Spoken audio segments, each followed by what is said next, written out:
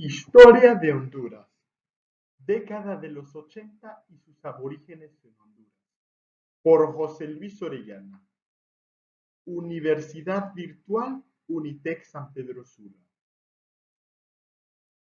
La crisis política y económica inicia en la década de 1980 en toda la región centroamericana.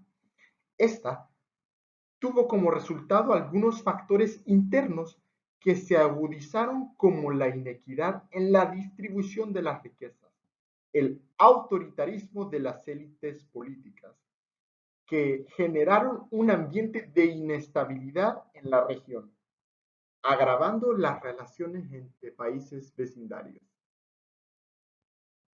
También la política exterior fue influenciada por las dos grandes potencias, Estados Unidos y la Unión Soviética, que durante la década de 1980 agravaron la situación en Centroamérica, convirtiendo tal zona de convergencia de las potencias mundiales que, bajo el marco de la Guerra Fría, contribuyeron con la militarización de la región y la agudización de las crisis sociales.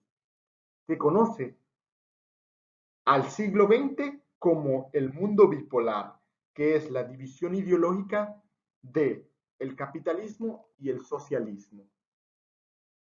Esto trajo graves consecuencias a la crisis política y económica. En los aspectos económicos en la región, la economía se estancó, frenando el desarrollo de la región. La deuda externa de la región se incrementó por las políticas armamentistas iniciadas por los bloques.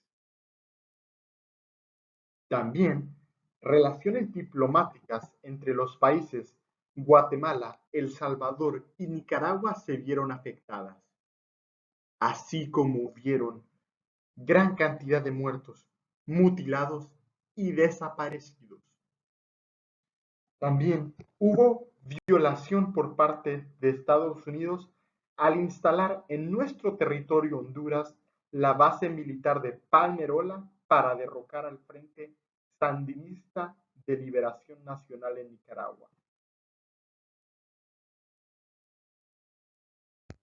El derrocamiento en Nicaragua de la dictadura de Anastasio Somoza en 1979 significó una alerta para el resto de los países centroamericanos y para Estados Unidos. Fue esta una alarma de que la Unión Soviética estaría promoviendo sus movimientos revolucionarios en la región y promover el socialismo. Fue el Frente Sandinista de la Liberación Nacional el encargado de terminar con el régimen corrupto y represivo de Somoza y aliados. Este triunfo en Nicaragua motivó la creación de organizaciones políticas militares en Centroamérica.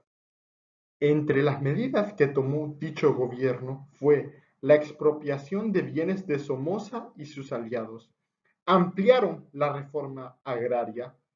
También iniciaron un proceso de alfabetización masiva y trabajaron bajo una economía mixta. Es necesario mencionar el apoyo que recibió la comunidad socialista, Cuba, la Unión Soviética y la Alemania democrática. Fue evidente el rechazo de los terratenientes y empresarios en los países vecinos, que no se hizo esperar ante las medidas que tomaron los sandinistas. Esto explica las razones por las cuales las potencias del mundo de la época buscaron proteger sus intereses en la región centroamericana por medio de la política exterior. Eran dos ideologías peleándose.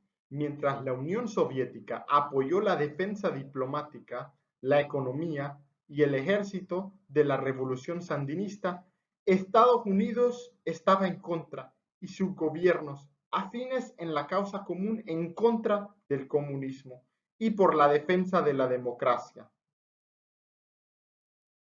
En Honduras, los gobiernos de Roberto Suazo Córdoba y José Simón Azcona respaldaron ambas doctrinas. De igual forma, las Fuerzas Armadas y el gobierno norteamericano de Ronald Reagan defendieron la política interna y externa del Estado de Honduras. De ahí que el país sirvió como plataforma, o sea, la base militar llamada Palmerola de Estados Unidos para ejecutar su política intervencionista en Centroamérica. La ausencia de un programa nacional de desarrollo permitió que las élites gobernantes y el sistema político estuvieran sujetos a la influencia de las compañías bananeras y mineras. Entre los organismos financieros internacionales podemos mencionar a la AID, Agencia Internacional de Desarrollo, la FMI, Fondo Monetario Internacional y el Banco Mundial. Todas estas organizaciones pertenecen a Estados Unidos y desde la década de 1980 hacen recomendaciones a los diferentes gobiernos del Istmo Centroamericano orientadas a la promoción del neoliberalismo y sus estrategias. Como estrategias está el Programa de Ajuste Estructural, o sea, PAE en Latinoamérica, como la globalización. Fueron diseñados por los organismos financieros internacionales y están sustentados en el comercio exterior. Los PAE contemplan la liberación del mercado eliminando el control de los precios, la privatización de las empresas gubernamentales, la reducción del aparato estatal y la legislación favorable a las inversiones extranjeras. Fueron evidentes los beneficios de los PAE, que fueron las exportaciones vinculadas a la economía mundial como el financiamiento de manera permanente por sus gobiernos. Y en la década de 1990, Honduras expandió la exportación de productos no tradicionales como el cultivo de melón y camarones, productos que generan mayores ingresos al país y fuentes de trabajo para la población. Los PAE no lograron integrar las dimensiones macroeconómicas y microeconómicas que conforman la dinámica de la economía hondureña. La globalización es una tendencia económica mundial que inició en la década de 1970 y consiste en libre traslado de capital y mercancía y el estímulo de relaciones económicas con bajos aranceles.